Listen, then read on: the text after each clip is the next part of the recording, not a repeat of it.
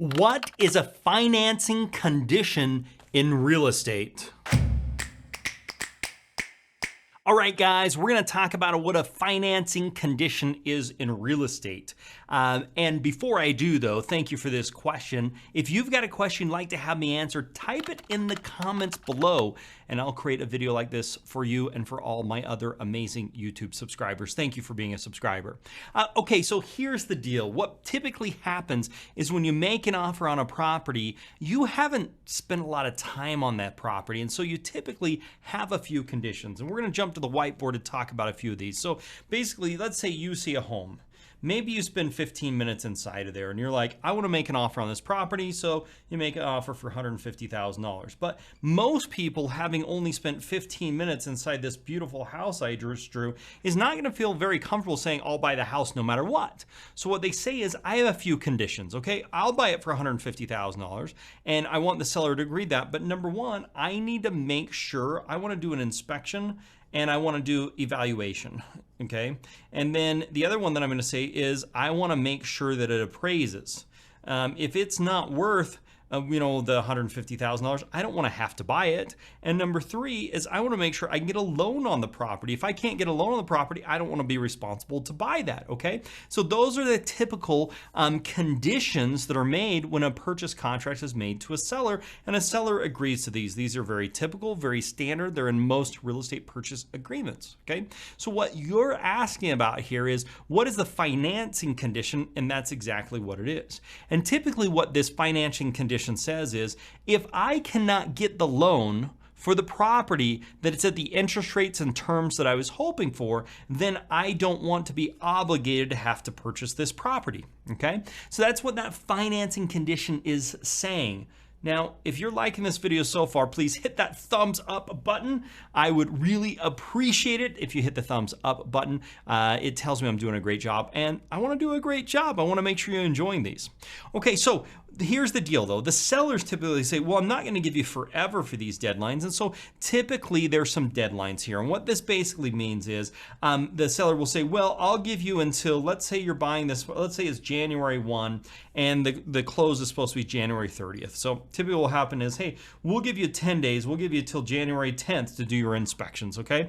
And then we'll give you till January 20th to get your appraisal and all that stuff done. And we'll give you till January 25th to get your loan denial. And what this basically means is, at any point in time, as long as you haven't passed it, you can remove yourself from the contract, and in most cases get your earnest money back, which depending upon how you're doing that, maybe let's just call it $500, and you're not obligated to purchase the property. Once you understand this, the light bulb kind of goes off in the head. Is like, why don't I make hundreds of offers? Because if I have these conditions in here, if I end up not getting the loan I want, which could be a hard money loan, then I don't have to buy the property. And as long as I don't pass my deadline, I get my earnest money back, no harm, no foul, and I can continue to go find another property. So once you understand this principle, you're out there making tons of offers. Like, do you want an offer? Do you want an offer? Do you want an offer? I'll give an offer to anybody, because this is all about how can I how can I make these offers happen, and then I can figure out what I want to do.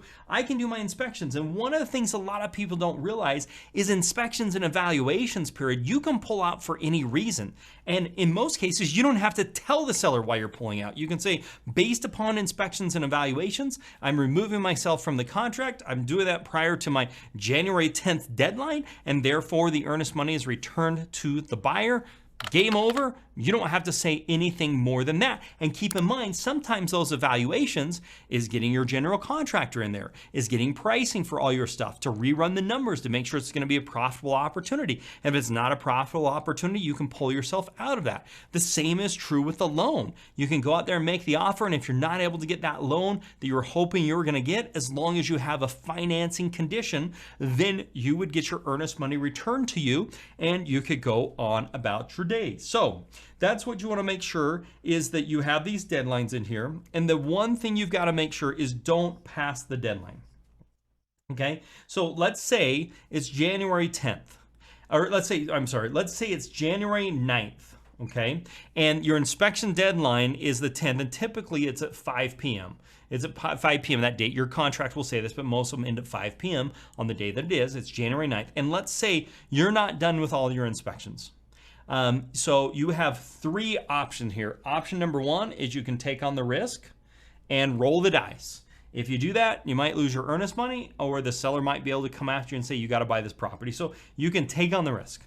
Number two is you can extend the deadline, okay? So what we can do is we can say, Mr. Seller, we had some complications. We need to change the evaluations and inspections deadline from the 10th to the 15th. And the seller signs that, and you sign that, and it's on an addendum, and you're good to go, and that'll give you 5 more days to do that. Or you could ask for 7 or 3 or whatever the case is.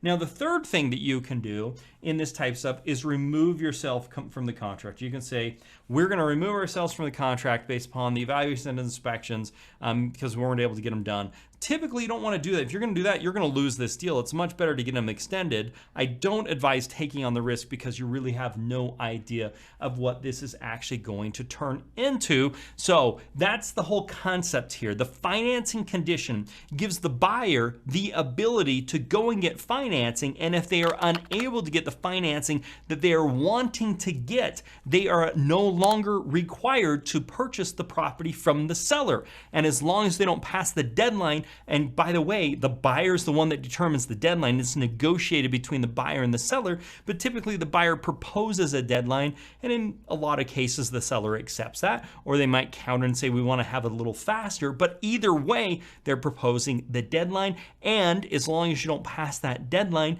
you can remove yourself from the contract and you can go about your merry way to find another property. So this whole concept with this financing condition is giving the buyer the upper hand in most cases. And that's something that's really interesting. In most purchase contracts, the seller does not have the option to cancel the contract. The seller has to sell the property to the buyer unless the buyer violates one of these things, which means he doesn't close on the property within that given amount of time. But in most contracts, the seller does not have an option not to sell, but the buyer does have the option not to buy based upon these criteria we talked about. Going back here, the inspections, the appraisal, and the loan denial deadline or financing condition that we're talking about right here. Now, I know I said this, but if you are liking this video, hit that thumbs up button. Now, one thing you may want to get your hands on here is a purchase contract. A good purchase contract is going to have these types of contingencies and these types of things in there to help protect you. And if you'd like to get a copy of one, you can text me your email address at 435-294-0433. Text me your email address and I'll send a purchase contract over to you. I also have a killer video, the complete guide to off-market real estate investing. I'll put it on the screen here, as well as a blog, 24 essential questions to ask when buying a home.